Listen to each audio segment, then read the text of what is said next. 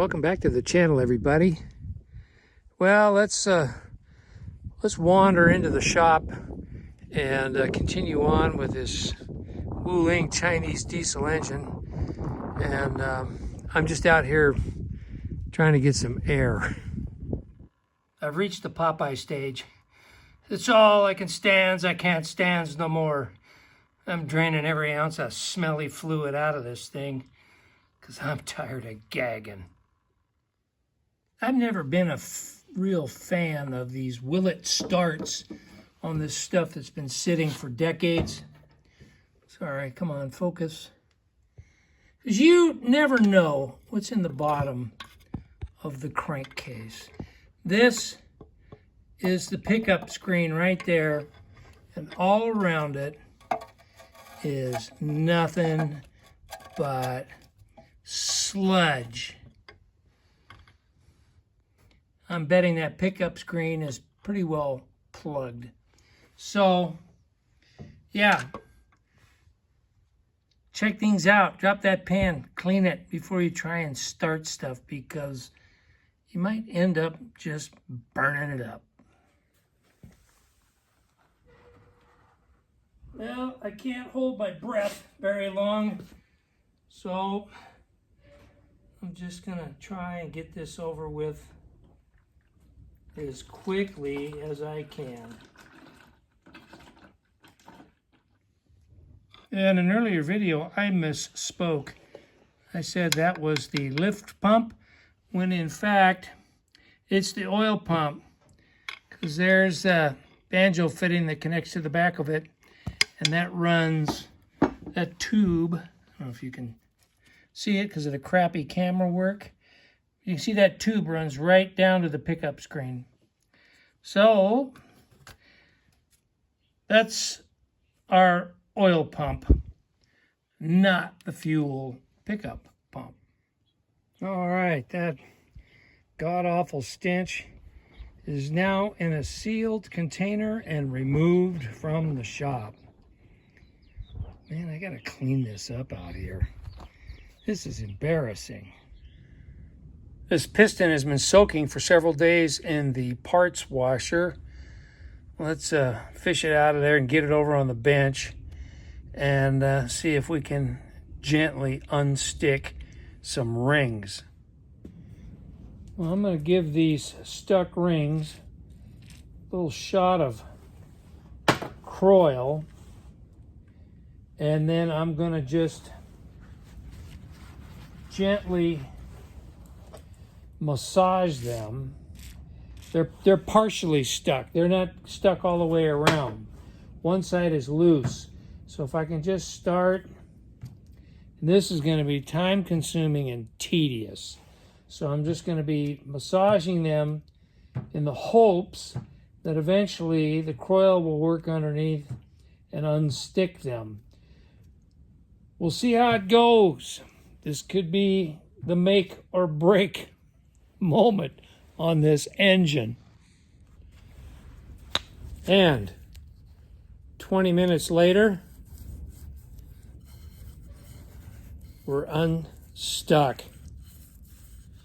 I just started hitting it with Croil, started on the end of the ring that had spring and just pressed up and down and up and down and just kept working around the ring as it loosened up. And voila, we have got all 4 rings unstuck. Now, I'm going to do this off camera, but this is going back in the parts washer because there's a lot of burnt soot and stuff in the ring lands. And it really wasn't rust that had it stuck. It was all of that. And again, I attribute that to biodiesel or vegetable oil or whatever they were burning in this engine for fuel, and it just gummed up the rings and they stuck. So I'm heading for the pressure washer with the brush and the rinse going and see if I can't get this thing all nice and cleaned up. But big victory. Rings are unstuck. So normally when you're cleaning up pistons, you gently remove the rings and then get in there and scrub those ring lands really good. Well, I didn't dare do that because I didn't want to risk breaking a ring, because I'm not spending any money on this engine. You break a ring, good luck finding one. I'd have to probably get one made or order one through Hastings if I could get dimensions correct. And I just didn't want to go down that road. I went through that for almost 2 years with that Yanmar diesel that was burned up, and I'm not doing that again. So I just gingerly went around with the pick, scraping in there and rotating each ring individually, scraping in the land and rinsing in the parts washer till I finally got it cleaned up. If you look between the rings down inside the land, see how shiny that is? Well, this top one still may be a little gooked up, but these were all full of black soot and black sticky goo. That's why these two center rings were stuck. It wasn't rust, it was that black goo, which I think vindicates my theory about running biodiesel or vegetable oil in this thing for fuel, or a poor lubricating oil in the crankcase, or a combination of the two. Anyway, this thing got all crapped up with black goo and those rings stuck. It kind of reminds me, I have got a vast collection of old tractor books, and I've got several on Caterpillar. And reading in those books back in the day, in the early 30s, when Caterpillar was first standing up diesel engines, they had a heck of a time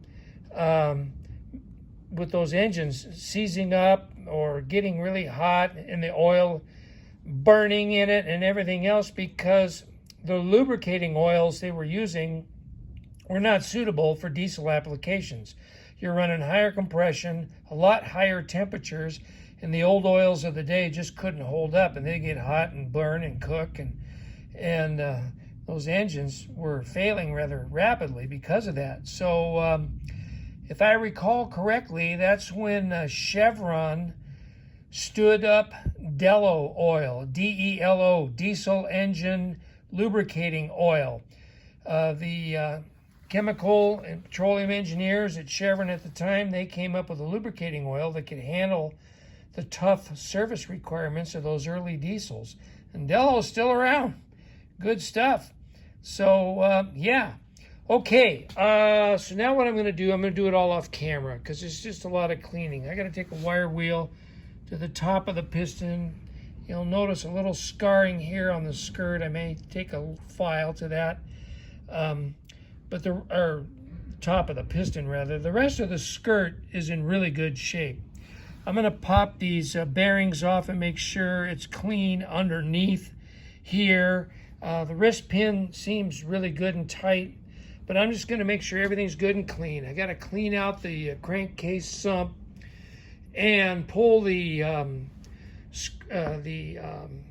pickup screen out and clean that all. I'm going to do all that off camera.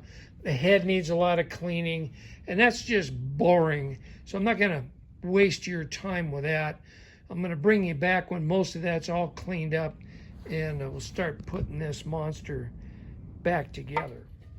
Well, the oil pan is down. There's some remnant of gag fluid in there, but look at the buildup all along the sides of the oil pan, and of course the bottom is full of sludge. But what I feared the most is the pickup screen, which, as you can see, hopefully, crappy camera work, sorry, it's completely plugged and a lot of orange silicone in there. So I am concerned about the inside of the oil pump. Fortunately, the engine doesn't really show signs of oil starvation. I mean, previous videos, the bearings and the crankshaft journal, the piston in general. So, yeah, but that screen's got to come out, and I'm thinking the oil pump's got to come out too. It's one of those days in the Arizona desert. We're getting gusts up to 50 miles an hour today. It's relatively calm right now.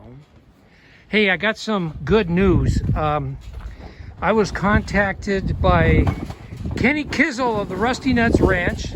He works part-time for Rudy Kalin at rebuiltmags.com. They're working on the mag for that 3 to 5 LB right there. They should have that done shortly, which means I will be putting that back in and refiring that engine. In the meantime, you know, I've often been critical of Chinese products and quality control, but I have to say, these one-lung engines that they've come up with, they can really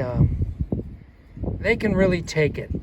Obviously, this has suffered from poor maintenance and poor quality lubricating oil and kept running. And, you know, I have to say it's old iron. It's worth bringing back.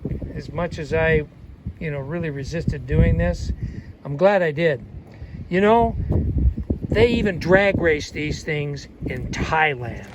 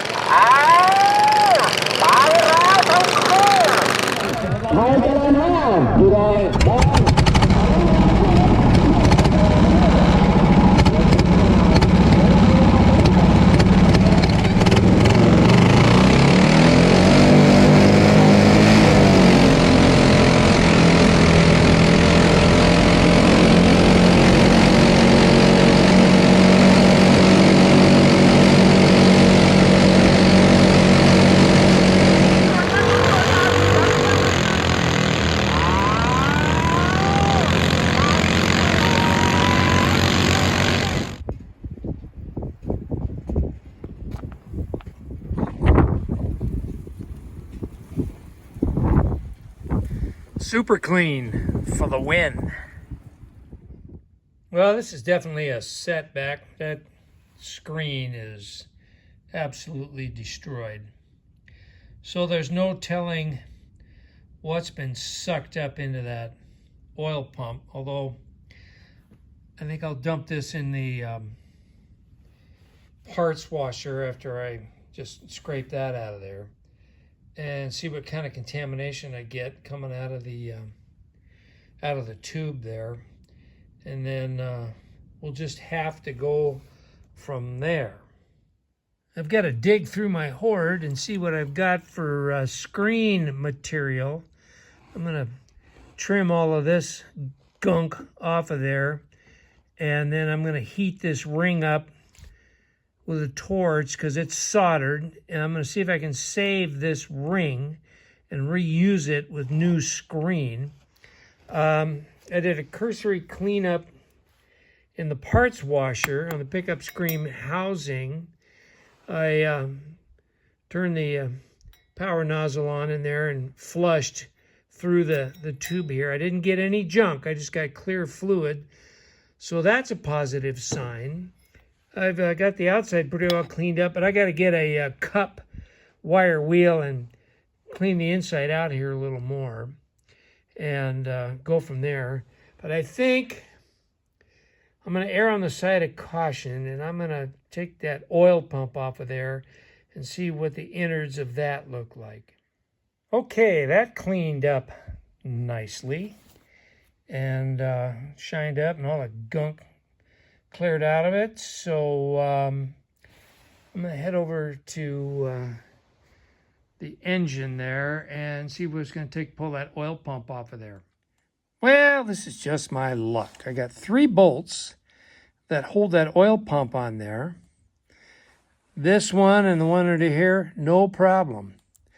But the 3rd bolt is right up against this pulley sheave. So you can't pull the bolt out because that's in the way, nor can you pull the pump off because that's in the way.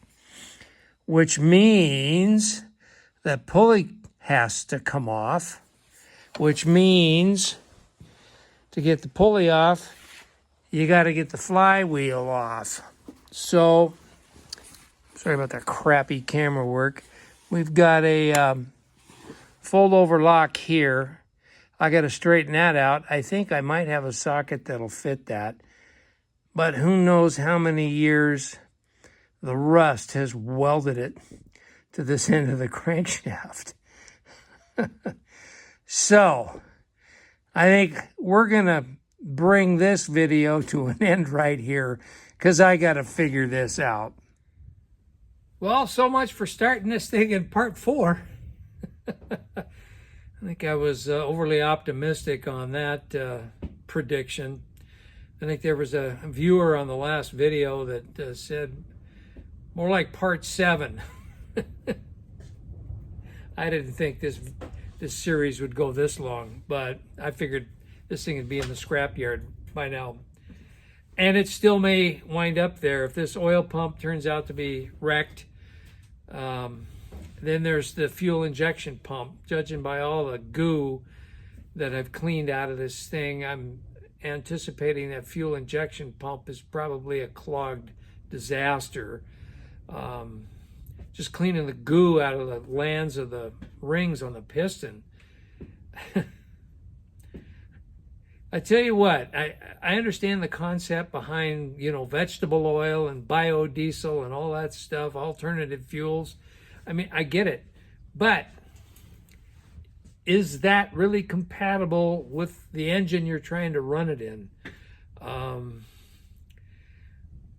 don't care what anybody says. I'm not a fan,